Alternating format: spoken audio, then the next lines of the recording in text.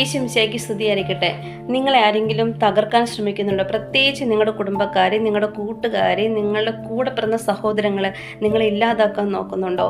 അങ്ങനെയാണെങ്കിൽ നിങ്ങളുടെ ഫ്യൂച്ചർ എങ്ങനെയായിരിക്കും എന്നതിനുള്ള ഒരു ചെറിയ മെസ്സേജാണിത്. ഇത് റിയൽ ഒരു മനുഷ്യൻ്റെ ലൈഫിൽ നടന്ന റിയൽ സംഭവമാണ് ഞാൻ നിങ്ങളോട് ഷെയർ ചെയ്യാൻ പോകുന്നത്.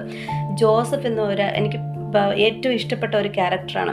ആ ജോസഫിന് അപ്പന് 11 മക്കളാണ്. ഈ ജോസഫ് 10ാമത്തെ മോനാണ്. അപ്പോൾ വാർദ്ധക്യത്തിൽ ജനിച്ചു തന്നെ ഒത്തിരി ഇഷ്ടമായി. അമ്മയെ നഷ്ടപ്പെട്ടു പോയി. അപ്പോൾ അമ്മയില്ലാത്ത കുഞ്ഞായതുകൊണ്ട് ഒത്തിരി ഇഷ്ടത്തോടെയാണ് ഈ അപ്പൻ കാണുന്നത്. അതുകൊണ്ട് തന്നെ സ്വന്തം കൈകൊണ്ട് ഡിസൈൻ ചെയ്ത ഡ്രസ്സൊക്കെ ഉണ്ടാക്കി കൊടുക്കുന്നത്. ഇതൊക്കെ കണ്ടപ്പോൾ തന്നെ ഈ മൂത്ത ചേട്ടന്മാർക്ക് ജോസഫിനോട് എല്ലാവർക്കും തോന്നുന്ന പോലെ ഒരു അസൂയ തോന്നുന്നത്.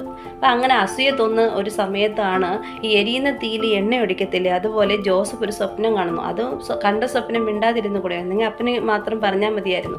പക്ഷേ ഇയാൾ എന്ത് ചെയ്തു? എല്ലാവരെയും വിളിച്ചു കൂട്ടി പറയും, അതെ ഞാനൊരു സ്വപ്നം കണ്ടു. ഞാൻ പാടത്തിങ്ങനെ കറ്റ കെട്ടിക്കൊണ്ടിരുന്ന സമയത്ത് പെട്ടെന്ന് എൻ്റെ കറ്റ മാത്രം എഴുന്നേറ്റ് നിന്നു, ബാക്കി നിങ്ങളുടെയുള്ള കറ്റയൊക്കെ എൻ്റെ കറ്റയെ താണു വണങ്ങി ഇങ്ങനെ ഇരിക്കുമായിരുന്നു. ഇത് കേട്ടപ്പോൾ തന്നെ അവർക്ക് ദേഷ്യം കയറി.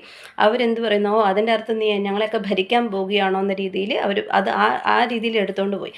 പിന്നെ അവനൊരു സ്വപ്നം കാണുന്നു. പിന്നെ ആ സ്വപ്നമാണെങ്കിൽ ഇത്തിരി കൂടെ ഹൈ ആയിരുന്നു. കാരണം സൂര്യനും ചന്ദ്രനും 11 നക്ഷത്രങ്ങളും ഈ ജോസഫിനെ ബൗ ചെയ്യണ പോലെ. അപ്പോൾ അത് കേട്ടപ്പോൾ തന്നെ അപ്പന് തന്നെ ഭ്രാന്തായി. അപ്പം എന്ത് പറയുന്നു, എന്താണ് അതിൻ്റെ അർത്ഥം? നിൻ്റെ അമ്മയും അപ്പനും ഞങ്ങൾ നിൻ്റെ സഹോദരങ്ങൾ എല്ലാവരും നിന്നെ താണു വണങ്ങാൻ പോവാണോ എന്നാണോ എന്ന് ചോദിക്കുക.